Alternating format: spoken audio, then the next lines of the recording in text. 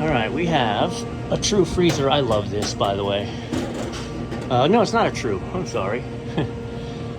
It looks like a true. It is not. It is an off-brand. It's a true knockoff freezer. But it's a freezer. It's 36 degrees. And when we look in, it's because everything's frozen terrible crazy. Now, is it frozen because fans? Let's close the doors.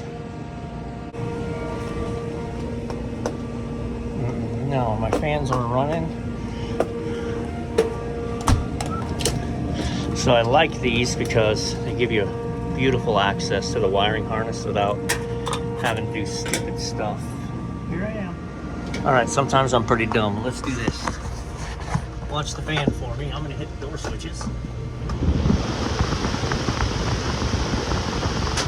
All right, so when I hit the two door switches, we got fans. So now we just have an issue where we're not initiating a defrost, or we got a bad defrost terminator or something. Okay, so according to the schematic, I realize we're looking at it upside down. We can see our defrost is on number 7. It's being fed by number 6. 1, 2, 3, 4, 5, 6. So this yellow line is our defrost. So we're gonna clamp onto that baby. That's odd. So it says we're pulling 5 amps right now. Oh, it's in a defrost. So it goes into a defrost indeed. And the defrost is pulling 5 amps right now. So now we need to see how long it sits in its defrost. And this does run a defrost termination based on temperature. So we'll have to see, is that temperature probe? I've had issues where the temperature probe falls down into the pan and then it gets overheated. And so it thinks that, you know, it's 50 degrees lickety split when it's not. So we're gonna let this run and see when it kicks out. Okay, so I actually like this because the whole thing comes off. Again, we're still pulling 5 amps on the heater. There's our air temperature probe, okay? So there's our air temperature probe. These fans could kick on at any time, so you don't want to go getting your fingers in there. I don't feel any heat specifically. I may end up emptying this top shelf, bringing in a big pan, bringing in the water hose, manually defrosting this so we can see what the heck. Again, it's... Okay, we've opted for extreme measures. We offloaded the food to a different freezer, and we're taking the water hose to it. I have now a realization. Let's see how much water sits in this drain pan when it stops draining. Is the drain pan holding water and not pushed up high enough? It does look like there used to be some sort of a... Yeah, right there. So look, this is supposed to be holding this pan up, and over here, no tienes, it's not here. So it could very much be that there is a little bit of water up at my toe, at my fingerprint tips. We're not done de-icing the back yet. So we're gonna finish that. Just taking it all in. Okay, so we're all clear. I don't think this is a problem. As far as the other temperature probe, it's strapped to that coil right there. Instead of being in the coil, it's strapped to right here. Which, I mean, it's always, I guess if it's always been that way, we'll leave it that way. All right. These are this way because we're technically in an outside space. But I'm gonna go ahead and put the shroud back on. I don't see anything mechanically that tells me we had a problem. And right now our coil's nice and frosting up. Okay, I've got the shroud back on.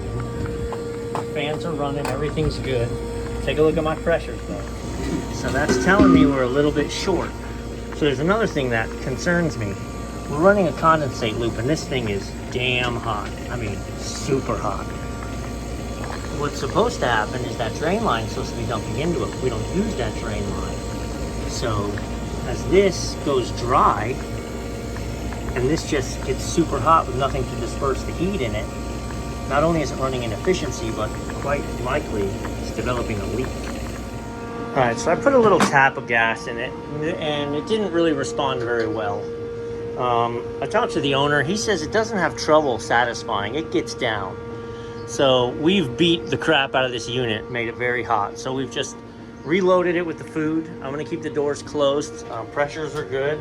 We actually filled the condensate loop with water because I wanted to help pre-cool that. And long term, we're gonna build a little funnel and hose out the back. So I wanna watch this run and I wanna watch it pull down. It's set for -2, I'm pretty sure. Currently, no, not off. Yeah, set for -2.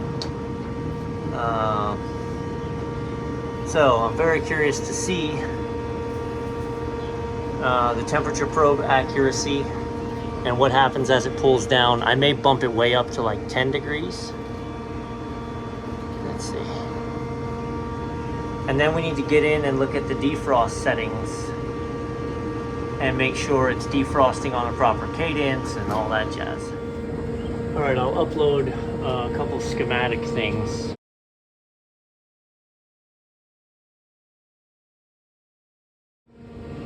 If you press set and down, that's how you get into these things. If it says OF or POF, it basically means your ability to change things has been turned off. And how you adjust that is you press up and down for 4 seconds. And then if I did that now, it would say on. It's on right now, it's already fixed that. It would say off and it wouldn't allow me. So let's hit set and down. And that's gonna bring me to, this is the standard, right? And then we can go through what all of these mean. Okay, there's not a ton of them, but this is how you're gonna set up your differential, your set point, your alarms, your kind of defrosts. And again, you're gonna reference the thing I just posted to show you. If you hit set and down again, it's gonna bring you into an even deeper menu that you shouldn't have to mess with. Yeah, so you shouldn't have to mess with this menu. But sometimes this will have a ton more things in it. And you'll see anything that has, yeah, a ton more things in it. Now let me pull up my chart, see if I can get this right. So,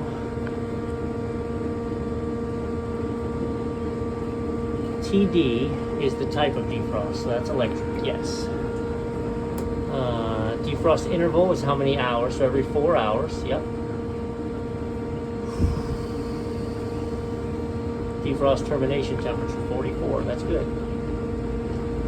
Let's keep going back. Let's look at P2. So right now, P2 is the evaporator probe. Well, yes, it exists. I need a D2, there it is. D2 displays that probe. That probe is 12 degrees. So that's right. We have a 7-degree differential. So, we're gonna leave it alone. It defrosts every 4 hours for a maximum of 30 minutes, which was something I didn't show you. And then, these are fan cycles, alarms, low temp, high temp, fan delay. Do you want the fans running with the defrost, without the defrost, all sorts of nonsense. So the owner swears that he's come in and seen it be like 20 below before, which is no good, right? That would tell me that it's running away. Set for -2 with a 7-degree differential. So this should be -2 to 7. I may wrap it up right now and let him, right? No sense in having him bang me and hang around for another hour to watch this. We'll see if it pulls down to -2 and satisfies or if it keeps going. I could definitely cheat the system actually. Let's see how high it'll let me set it. Ooh, oh, it'll only let me set it to 14. Like, if it'll let me set it for 25, then we could get there quicker. But alas.